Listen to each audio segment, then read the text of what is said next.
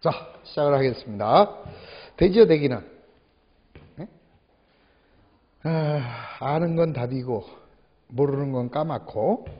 자, 1번 현금 400만 원과 건물을 500만 원 출자하여 개업하다. 자, 먼저 분기부터 해보면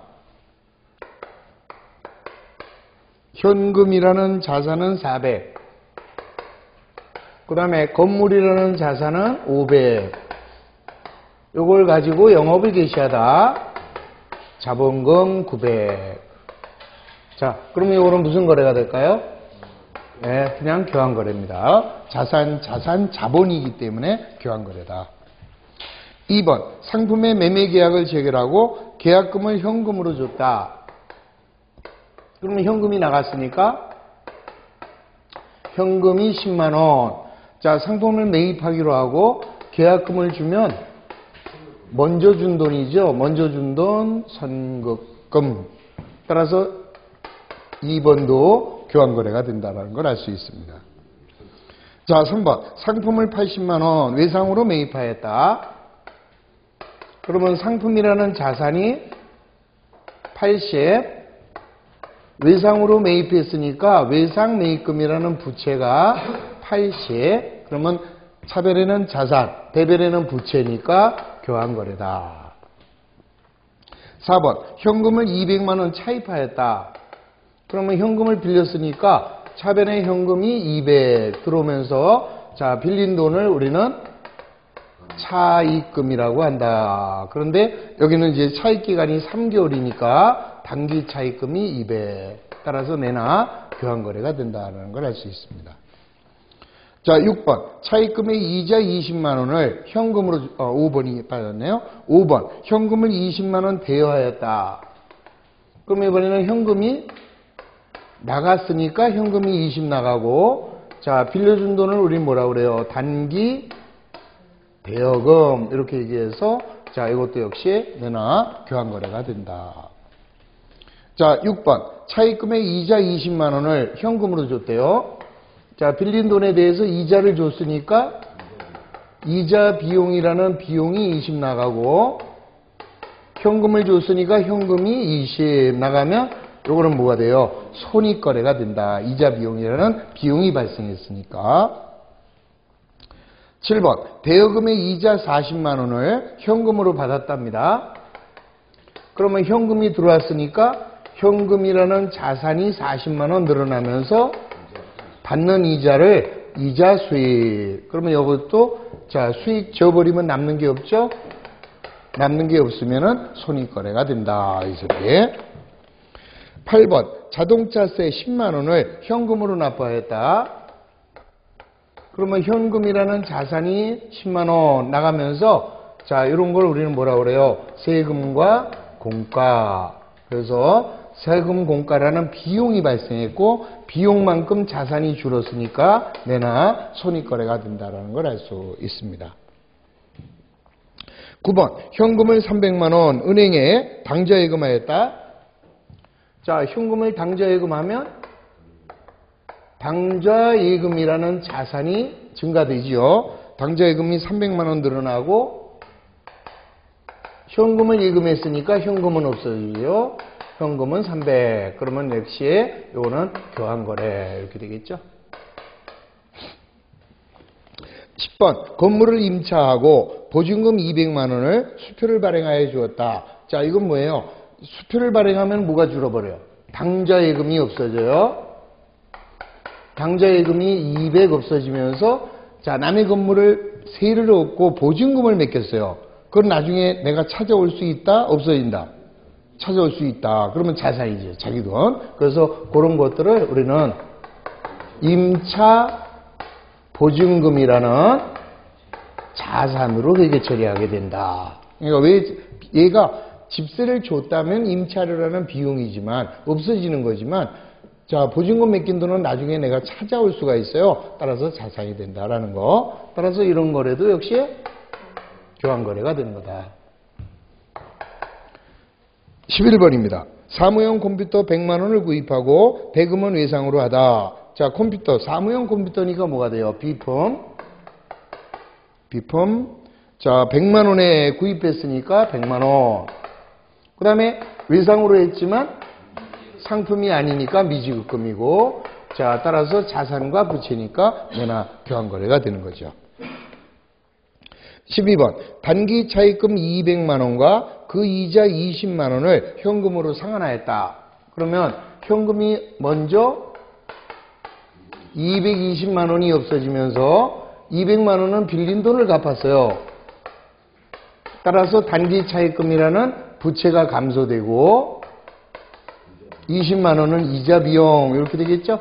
그러면 이자를 주는 거는 손익거래예요. 요걸 손익거래를 20 제거해도 교환거래가 남기 때문에 이런 거래를 혼합거래라고 한다. 이 소리지. 13번. 단기 대여금 400만 원과 이자 40만 원을 현금으로 회수하였다. 그러면 현금이 들어왔겠네요. 440이 들어왔고, 자, 빌려준 돈 없어졌습니다. 단기 대여금이 400이 없어지고 40만 원은 이자로 받았어요. 이자 수익. 그러면 이자 수익은 손익거래예요. 현금으로 받는 게. 그러면 40을 죽여도 교환거래 하나 남아있으니까 이런 거래는 혼합거래 이렇게 되겠죠.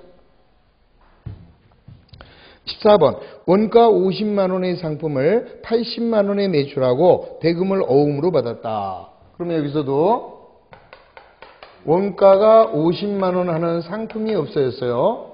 자, 얘를 얼마에? 80만 원에 매출하고 대금을 어음으로 받으면 받을 어음이 80 이렇게 늘어나죠. 그러면 50짜리를 80에 팔았으니까 상품 매출 이익이 30 이렇게 발생합니다. 자, 무슨 거래? 네, 상품 매출 이익이라는 수익을 30을 죽여도 교환거래가 남아있어요. 그래서 이런 거래도 내나 혼합거래다 이렇게 되는 거죠. 자, 이해하셨죠? 자, 그 다음에 참고적으로 해드리면, 참고적으로 요거 마무리하면 요거는 뭐가 될까요? 일부 입금, 일부는 돈이 들어왔어요. 그 다음에 일부는 대체거래 이렇게 되는 거예요. 1번은 현금이 일부 들어왔고 나머지는 현금이 수반되지 않았다. 그럴 때 일부 입금, 일부 대체. 2번은 어때요? 돈이 나갔으니까 출금. 3번은 돈이 따라오지 않으니까 대체. 4번은 돈 들어왔다, 입금. 5번은 돈 나갔다, 출금. 6번은 출금. 7번 입금. 8번 출금. 자, 9번 출금. 10번 대체. 현금이 따라오지 않았죠? 대체. 11번 대체. 12번 출금. 13번 입금. 14번 대체. 이렇게 되는 거예요. 자, 마지막으로. 자, 단순 거래냐, 복합 거래냐. 1번 복, 2번 단,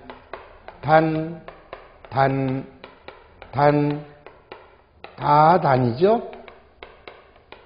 단순. 자, 얘도 단순, 얘도 단순, 얘도 단순. 12번 복합, 13번 복합, 14번 복합. 그러니까 거래가 차변에 하나, 대변에 하나, 요게 단순. 나머지는 죄다 복합 거래. 이렇게 해서 거래의 종류까지 정리가 됐습니다. 이해하셨죠? 대충은 감이 왔습니까? 자, 넘어갑니다. 자, 그 다음에 이제 122페이지에 보면은 계정 이렇게 나와 있잖아요. 계정이 뭐냐 이 소리야. 이 계정이라는 것은 이렇습니다. 우리가 이제 여기 지금 가만히 보시면 1년의 거래들이 이렇게 쭉 나와 있잖아요, 지금. 이제 어느 회사예요, 이게? 이 회사가 이제 1월 1일부터 12월 말까지 영업을 해서 이런 거래가 발생했다라고 치자고요. 그러면 우리가 이제 뭘 알고 싶어요? 우리 회사 현금이 얼마나 있어? 이렇게 물어보는 거죠. 그러면 현금이 얼마 있을까? 현금이 얼마 있을까? 그냥 무시하게 복잡해. 뭐 복잡해? 계산기 가지고 400 들어왔다. 10만 원 나갔네. 390. 200 들어왔네. 590. 570. 550. 590. 580. 280. 280. 60. 어이, 500. 그럼 우리 회사 돈은 500 있다. 이제 이렇게 하면 돼요. 그런데 이래가지고 밥 먹고 살겠어요? 생각해봐요. 1년 동안에 이런 정도의 거래다. 그럼 이 회사 문 닫아야죠. 따라서 이게 실제 회사라면 이게 엄청나게 많은 이런 거래가 발생한 거잖아요. 그러니까 내가 알고 싶은 게 현금이 얼마나 있고 당좌예금이 얼마나 있고 이걸 알기 위해서는 각각 독립된 자기 집이 있어야 된다. 이 소리예요. 그럼 이제 누구네 집이 만들어지느냐? 먼저 현금 내 집이 하나 만들어지는 거죠. 이렇게 현금 내 집을 만들어 주는 거예요. 그러면 자, 요런 거를 우리는 뭐라고 하느냐? 요거를 계정이라고 하는 거예요. 계정. 그러면 자, 경제적 사건이 발생했습니다. 차변 요소와 대변 요소로 나누어 주는 거를 분계라고 그랬잖아요. 분계를 한 다음에는 반드시 자기네 집에다가 옮겨 주는 겁니다. 그 자기네 집을 우리는 계정이라고 하고, 요런 계정이 현금 계정만 있겠어요? 그 다음에 무슨 계정도 있겠어? 자본금 계정도 있어야 되겠죠. 또 건물 계정도 있어야 되겠네. 건물 계정도 있어야 되고, 또 선급금 계정도 있어야 되겠네. 그러니까 거래가 발생해서 분기를 하게 되면 각각 독립된 자기네 집을 하나씩 만들어가는 거예요, 이제. 그래가지고 여기에 증감 변동을 여기다 기록을 해요. 그러면 요런 애들을 우리는 뭐라고 하느냐? 계정이라고 하고, 요런 계정이 다 한꺼번에 모여있는 장부를 총계정 원장이다. 이렇게 얘기를 해요. 그러니까 어떠한 경제적 사건이 발생하면 자, 요거를 기록하는 장부를 분계장이라고 그래요. 분계장에다가 분계를 해주고, 분계한 것은 각각 자기네 집으로 옮겨간다. 이 소리지. 그러면 옮기는 방법은 어떻게 하느냐? 자, 분계했어요. 거래의 판례서하고 똑같습니다. 이 현금이라는 건 자산이거든. 자산의 증가는 차변, 감소는 대변이에요. 그럼 지금 현금이 얼마 들어왔어? 차변에 400이죠. 그러면 현금 계정 차변에다가 400 이렇게 적어주는 거예요. 또 건물이 500만 원 늘어났네. 그러면 건물 계정 차변에다가 500 이렇게 적어줘요. 이렇게. 그 다음에 자본이 900만 원 늘었네. 자본의 증가는 대변이죠. 그러면 대변에다가 900 이렇게 써주는 거예요. 이제. 하나만 더 해보자고. 2번 선급금이 10만 원이네요. 그럼 선급금은 자산이고 자산의 증가는 차변 이렇게 돼 있죠. 그 다음에 현금은 대변에 썼잖아. 그럼 대변에다가 감소됐으니까 대변에 이렇게 써줘요. 그러면 오늘 2번까지 한 시점에서 우리 회사가 현금이 얼마 있나 볼 때는 이걸 쳐다보는 거예요. 그러면 400이 들어와서 10만 원이 나갔구나. 그래서 390 있구나. 이거를 한눈에 알 수 있잖아요. 건물 얼마 있어? 그러면 건물 500 있는 거예요. 선급금 얼마 있어? 10만 원 있다. 자본은 얼마야? 900만 원이다. 이렇게 해서 그러니까 제일 먼저 할 거 경제적 사건이 발생하면 거래 판례서에 따라서 분계하고, 분계한 것은 총계정 원장으로 바로 옮겨 적어야 된다. 옮겨 적는 것을 이렇게 분계장에서 이쪽으로 옮겨 적는 것을 전기라고 한다 이거예요. 옮겨 적는 과정을 전기. 그러니까 회계는 분계와 전기, 분계와 전기 이렇게 해서 끝난다 이 소리예요. 자, 근데 이제 옮길 때 어떻게 옮기느냐 보세요. 현금이 400만 원 차변에 있잖아요. 그러니까 분계가 차변이면 얘도 차변인데, 자 여기에다가 400만 원 현금이 들어왔는데 왜 들어왔는지를 알아야 되잖아요. 그래서 상대편 계정 과목을 써주는 거예요. 그럼 뭐 때문에 들어온 거야? 자본으로 들어왔구나 라는 걸 알 수 있다 이거죠. 그러면 우리 회사 현금은 400만 원의 자본으로 들어왔고, 그 다음 건물이 500 있네요. 그럼 건물 계정 차변에도 역시 내나 상대편 계정 과목 자본금 500. 그 다음에 자본금에는 900이 대변이잖아요. 근데 상대편 계정 과목을 현금, 건물 이렇게 여러 개 쓰기가 나빠. 이렇게 해서 2개 이상 있을 때는 여러 개가 와서 앉아있다. 제좌. 이렇게 표시를 해주는 거예요. 무슨 뜻인지 아시겠죠? 자, 선거금. 선거금 계정 차변에 상대편 계정 과목 뭐야? 현금 10만원. 그 다음에 현금 계정 대변에는 10만원 나간 이유가 뭐 때문에? 선거금 때문에 나갔으니까 상대편 계정 과목 이렇게 기록을 하는 거예요. 자, 그 다음에는 상품이네. 3번은. 그러면 상품은 없으면 어떻게 하면 돼요? 만들어라 이 소리예요. 이렇게 해서 상품 계정 만들어주고, 자, 상품이 얼마? 차변에 자산이 증가니까 차변에 상품이 얼마? 80. 자, 여기다가 상대편 계정 과목 써야 돼요. 뭐라고 쓸래? 외상 매입금 이렇게 써주는 거예요. 또 외상 매입금 만들어줘야죠. 그러면 이렇게 해서 외상 매입금 만들어주면 외상 매입금은 부채니까 대변이네요. 대변에 얼마? 80. 자, 여기다는 상대편 계정 과목 상품 이렇게 써주는 거죠. 그러면 우리가 이제 오늘 어디까지 왔습니까? 여기까지 왔잖아요. 여기까지 온 상태에서 우리 회사 현금이 얼마 있어? 그러면 390 있어? 이러면 된다고. 또 자본은 얼마야? 900이야? 이러면 되는 거고, 갚을 돈은 80 있고 상품 80 있고 먼저 준 돈 10만 원 있고 건물 500 있고, 언제라도 알고 싶을 때는 각각 독립된 자기네 집에서 찾아내면 되는 거예요. 그러니까 어떤 거래가 발생하면 차변과 대변으로 나눠서 분기하고, 분기한 것은 각 계정에 총계정 원장에 하나도 빠짐없이 옮겨줘야 된다라는 거죠. 그죠? 그럼 만약에 예를 들어서 자, 이거를 지금 현금이 10만 원 나갔는데요.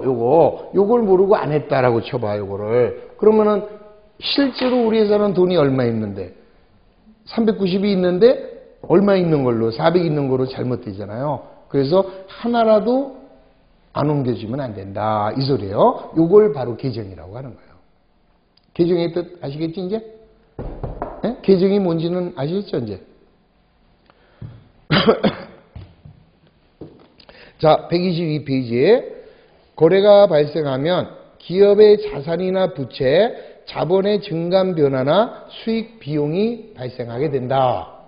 이때 자산이 얼마나 증가되고 부채가 얼마나 감소됐다 이런 식으로 기장할 수가 없기 때문에, 만약 자산이 증가했다면 어떤 자산이 얼마 증가하였고 감소하였다면 얼마나 감소했는지를 구체적으로 항목별로 파악하여 기록 계산해야 한다. 따라서 이러한 거래를 명확하게 기록하기 위하여 같은 성질을 가진 것을 항목별로 나누어서 기록 정리하는 계산 단위를 우리는 뭐라고 한다? 계정이다 이렇게 얘기하고요. 그 다음에 계정이다 이렇게 얘기하고, 여기에 있는 이름,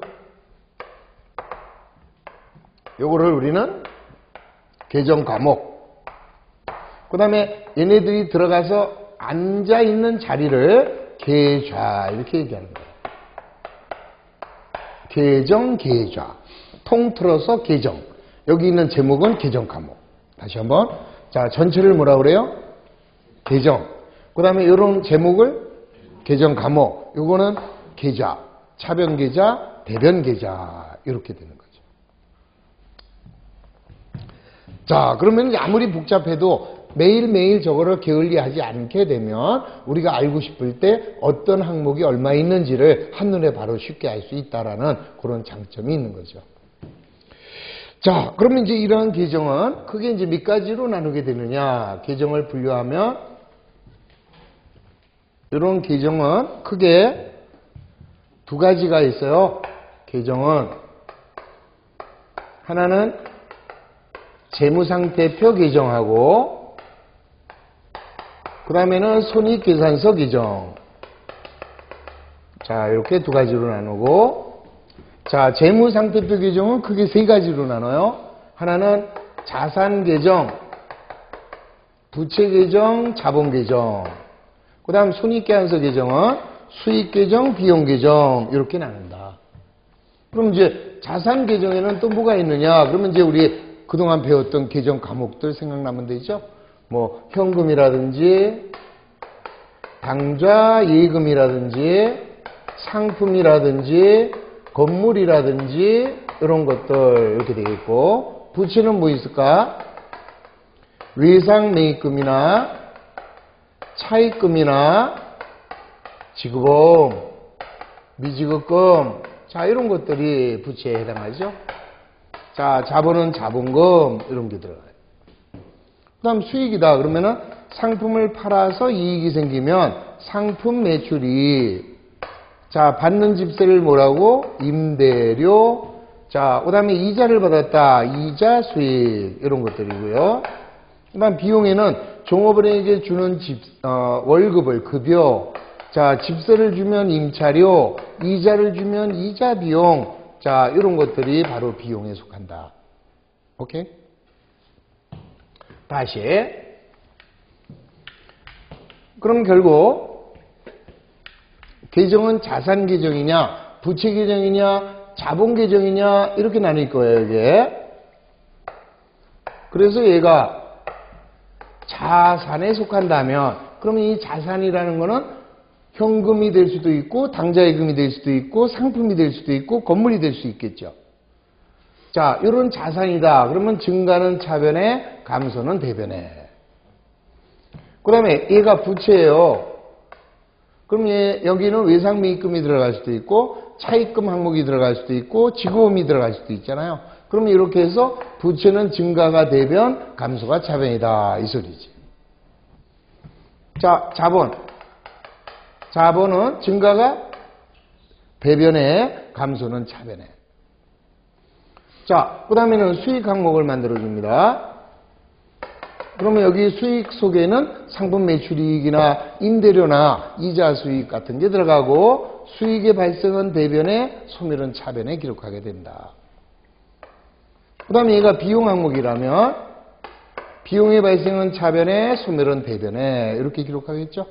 자, 요런 것들을 우리는 계정 이렇게 얘기를 하는 거예요. 그래서 계정에는 자산 계정, 부채 계정, 자본 계정, 그 다음 수익 계정, 비용 계정이 있다. 어떤 것들이냐? 이런 것들이 있다. 이렇게 볼 수 있는 거죠. 자, 그래서 122페이지 맨 하단에 보면 자산 계정, 증가는 차변, 감소는 대변.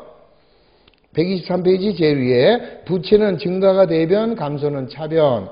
자본 계정은 증가는 대변, 감소는 차변. 수익은 발생은 대변, 소멸은 차변. 비용은 발생은 차변, 소멸은 대변. 뭐하고 같아요? 거래의 판례서하고 똑같다라는 것을 알 수 있습니다.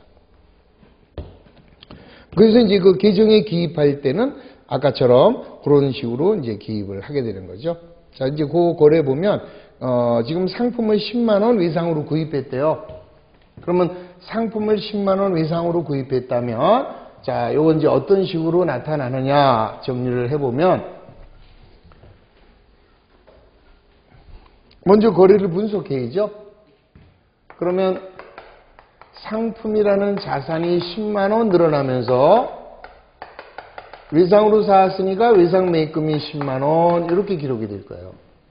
그러면 이제 바로 이번에는 뭘 그려야 돼요? 상품 계정을 그리고 다음에는 외상 매입금 계정을 그려주면 되죠.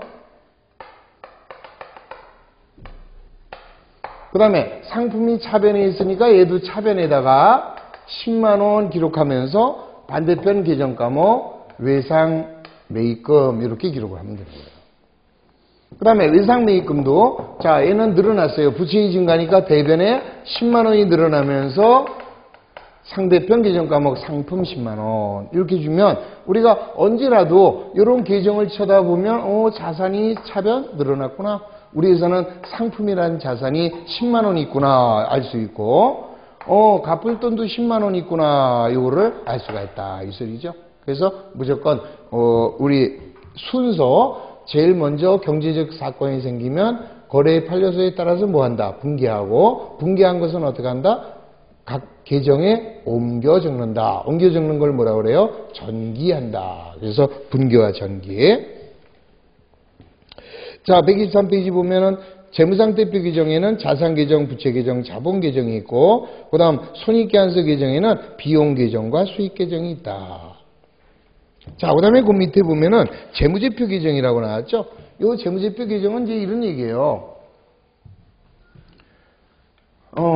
우리가 이제 그 재무상태표를 그립니다.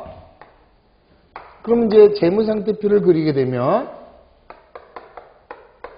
여기다가 현금이 얼마 있고 예금이 얼마 있고, 자, 그 다음에 무슨 뭡니까? 외상 매출금이 얼마 있고 받으러움이 얼마 있고, 이제 이런 식으로 이제 쓸 거 아니겠어요? 40원, 60원, 70원, 20원 이런 식으로 쓸 거 아니에요. 그러면 요 재무상태는 정보 이용자에게 보여주기 위해서 만드는 거예요. 우리 회사는 이런 자산이 있습니다.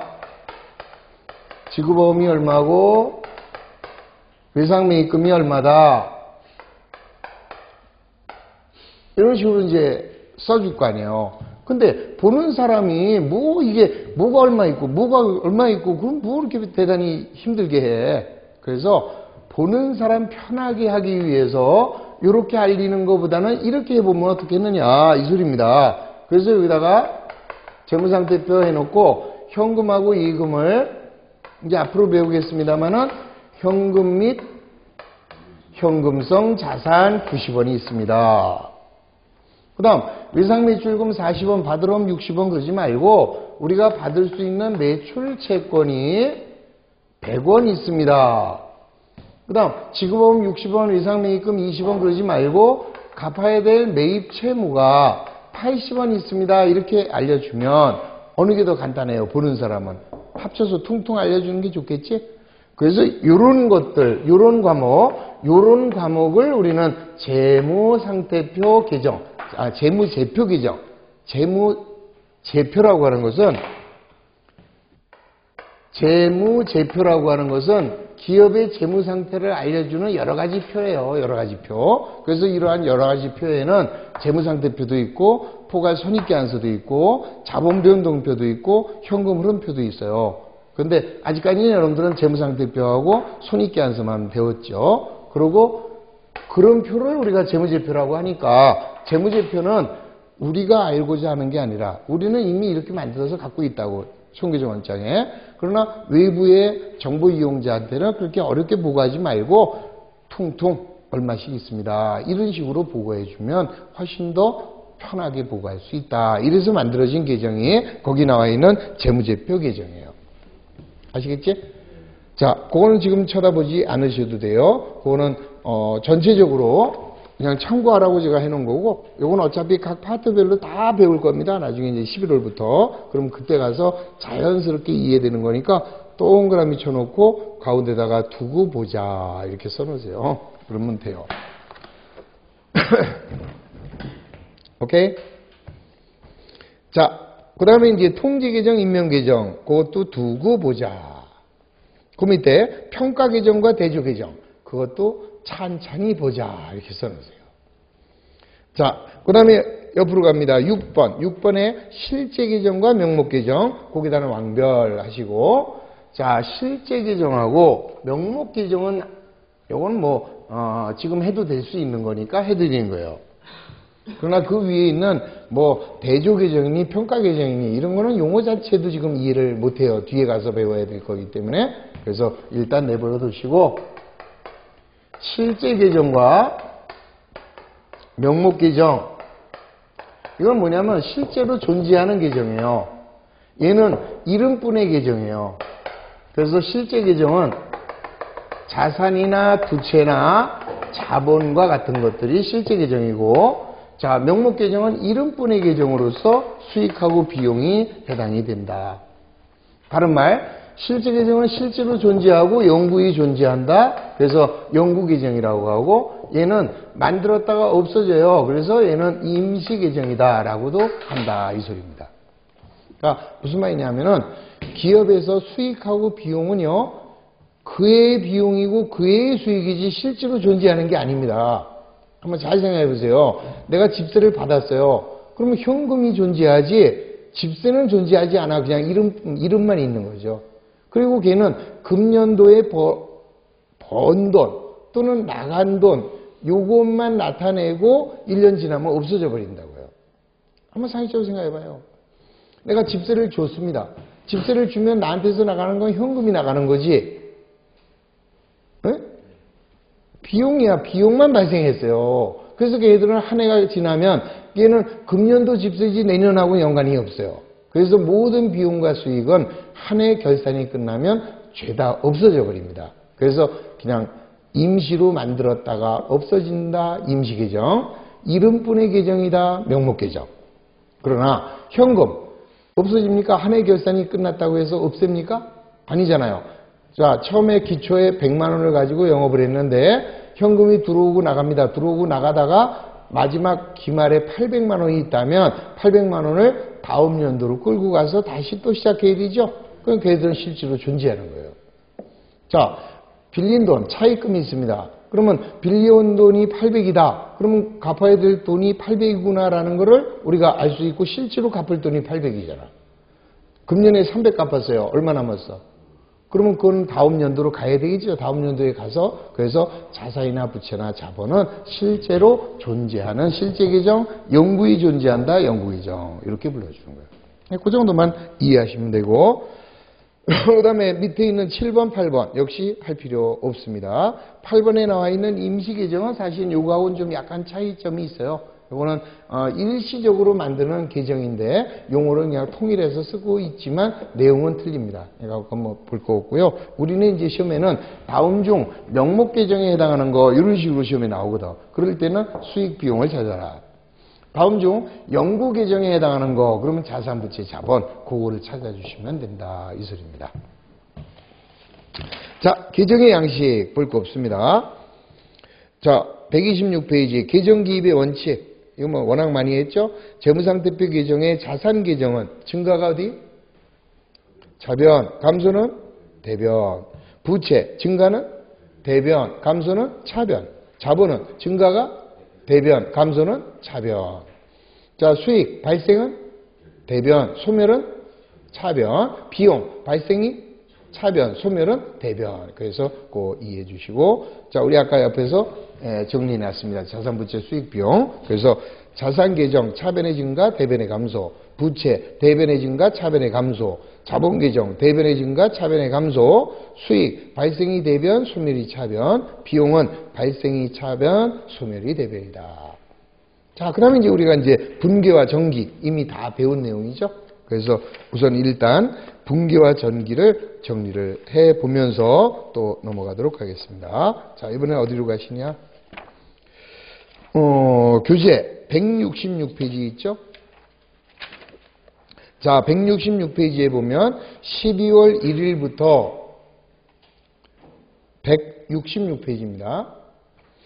자, 12월 1일부터 12월 29일까지 둘레 6개의 거래가 발생했어요. 그러면 제일 먼저 뭐 해야 돼요? 분계하고 그 분계한 것을 자기네 집으로 옮겨 적어야 되겠죠?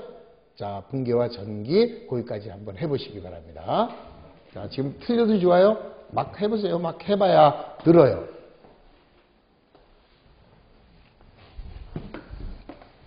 자, 시작하겠습니다.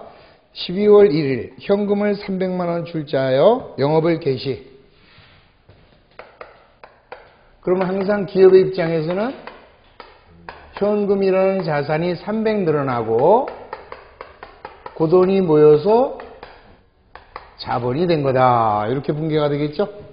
자, 분계했으면 다시 전기. 자, 무슨 집을 그려요?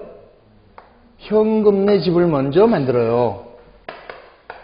그러면 현금 내 집의 차변에 자, 12월 말일날 상대편 계정 과목 자본금이 300원, 300만 원 이렇게 되겠죠? 자, 그 다음에 자본금 계정을 하나 만들어줘요. 그러면 자본금 계정 대변에는 12월 1일날 현금이 300 이렇게 되겠죠. 자, 12월 6일입니다. 상품을 40만 원 매입하고 대금은 현금으로 지급하였다. 그러면 상품이라는 자산이 40만 원 늘어나고 대금은 현금으로 줬으니까 현금이라는 자산이 40 이렇게 없어지겠죠? 그럼 또 상품 계정을 만듭니다. 상품 만들어서 차변에 12월 6일 날 현금 40 이렇게 기록을 해주고 현금은 나갔으니까 현금 계정 대변에다가 12월 6일 날 상품으로 40 이렇게 써주면 이제 12월 6일 현재 우리 회사 현금이 얼마 있어요? 300이 들어왔다가 40이 빠져나갔으니까 260 있다는 거 알 수 있잖아요. 또 자본은 300 있다는 거 알 수 있고 상품도 40만 원이 있다는 것을 한눈에 볼 수 있다 이 소리입니다. 12월 12일 날 현금을 60만 원 신한은행에 당좌 예금하였다. 그러면 당좌 예금이라는 자산이 60 늘어나고 현금이라는 자산은 60 이렇게 감소가 되겠죠?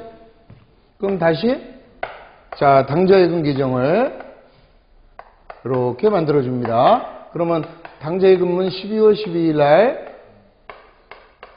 현금으로 60이 예금이 된 거고 현금은 빠져나갔죠?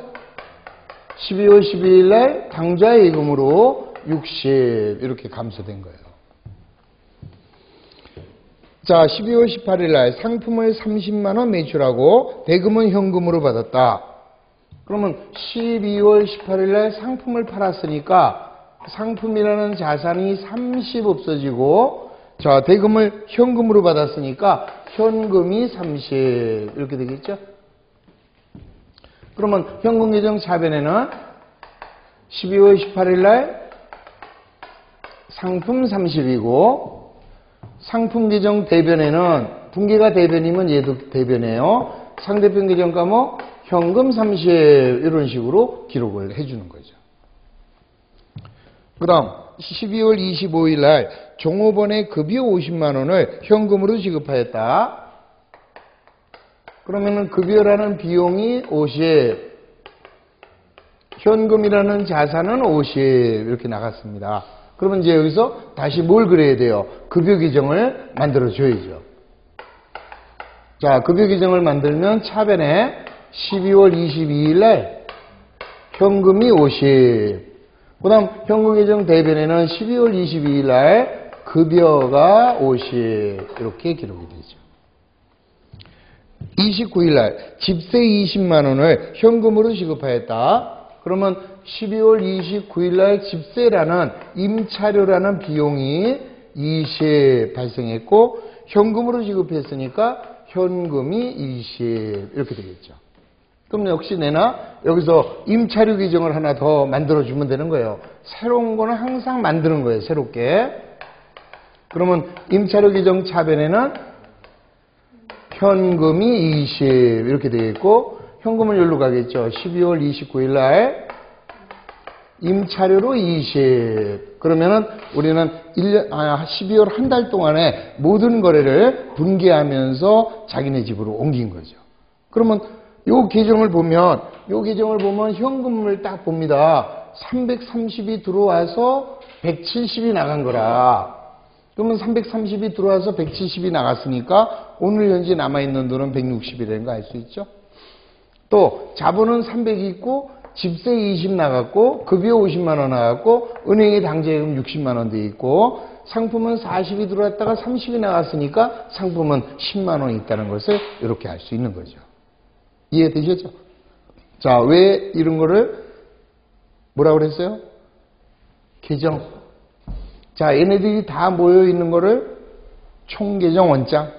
자, 왜 분기한 게 총계정 원장에 넘어가야 돼요? 분기한 것만 갖고는 필요한 정보를 한눈에 알 수 없으니까 우리가 이렇게 세분화해가지고 이렇게 나눠주면 우리 회사의 자산이나 부채나 자본, 수익 비용의 현황을 한눈에 알 수 있기 위해서다라는 것을 알 수 있는 거죠. 대충 감이 왔죠? 자, 이렇게 해서 또 잠시 쉬었다가 자, 다음에 또 연결을 하겠습니다. 자, 쉬었다 하시죠.